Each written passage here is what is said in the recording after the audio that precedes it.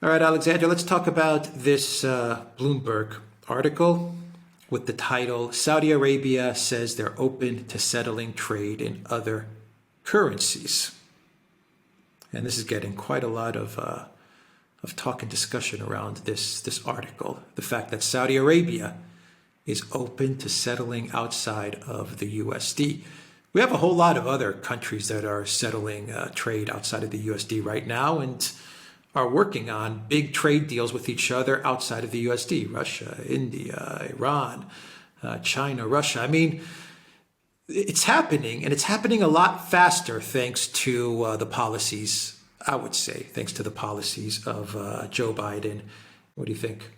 Absolutely. Now, this isn't just Bloomberg reporting this. It's not just, some reporter coming along and writing this story, which would be interesting in itself. This is an interview given to Bloomberg by a Saudi minister.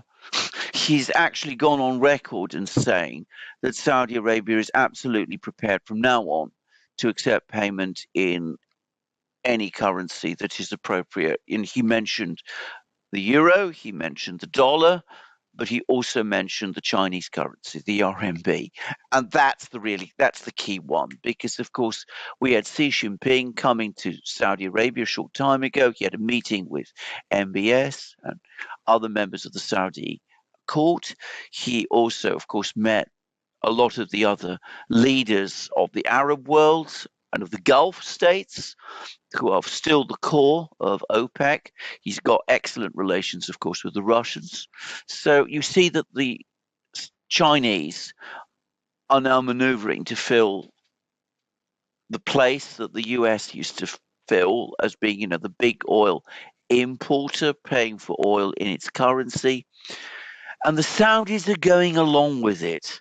And I don't think it's just going to be the RMB, by the way, because there's growing talk. It's now just been confirmed by South Africa that the BRICS states are now working on their own payment systems, including, I gather, an alternative to SWIFT, a new reserve currency, all of that. Now, we've talked about this before in programs, that this seems to be the direction of travel with the Saudis. We've now had confirmation of that from a top Saudi minister, a member of the Saudi government, and he's come out in public. He's clearly been given the green light to say it, and he said this in an interview with Bloomberg. So the days of the petrodollar are coming to an end, and the petrodollar was an essential element in the fact that the dollar had reserve currency status, because it's still the case that the most important, widely traded commodity is oil. No modern industrial economy can function without oil. So if you want to build up your economy, if you want to run your industries, you have to have oil. And if up to now you had to pay for that oil in dollars, that obliged you to keep dollars in your central bank and other reserve accounts. If you can pay for your oil in other currencies, then you don't need to have dollars anymore, and the reserve currency status of the dollar therefore comes into question. So this is big news, and it's very big news that the Saudis are now coming out and saying it openly.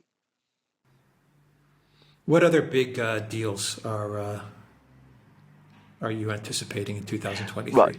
Right. The two big deals, and the giant ones, are between China and Saudi Arabia. I mean, and this is now clearly working its way through. We're probably going to see a huge trade deal coming. It's highly likely Saudi Arabia will join the BRICS before very long. They're trying to work their way towards doing so. So this is on the way. The other big trade deal that's coming is India-Russia. And interestingly, it's the Indians here who are making the real running.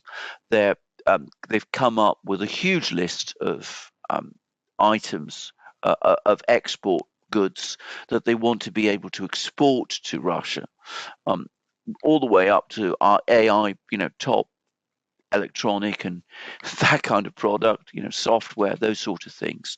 And they want to team up with the Russians on all of those sort of things. And they want that trade to be in rubles and rupees. So again, outside the dollar. So those two are the big ones: China, Saudi Arabia, India, Russia. But there are other lesser ones happening at the same time. Russia, Iran. I mean, that may seem less, but potentially it's a big one, but that's definitely on the way. Russia, Turkey, and that's also a big one. And presumably China will be involved at some level with all of those too. And of course, at some point, once the summit meeting that's been talked about between the two leaders happens, potentially Saudi Arabia, Iran. I mean, that may be some way off in the distance, but there's now increasing talk that MBS is now looking for a meeting with Iran's president, Ebrahim Raisi, and that this is on the way as well. The Biden White House really accelerated de-dollarization. I mean, it was bound to happen. Yes. Okay, the dollar was going to be used less and less, but I was thinking 30 years, 40 years in the future. Yes. I mean, Biden took that 30 years in the future and turned it into 2 or 3 more years. Yes, I agree. It's absolutely incredible what the damage is done. Absolutely. The other thing to say about this is that it's not just that he's accelerated it, giving the United States, by the way, little time to adapt to this change, but he's also doing it in a way that he's also brought it about. It's going to happen in a way that has now a clear anti-American agenda behind it. I mean, it could have happened organically. More and more trade goes on between other countries. Those countries say to themselves, well, we don't really need the dollar so much anymore. And gradually, over time, they start to shift as their economies evolve.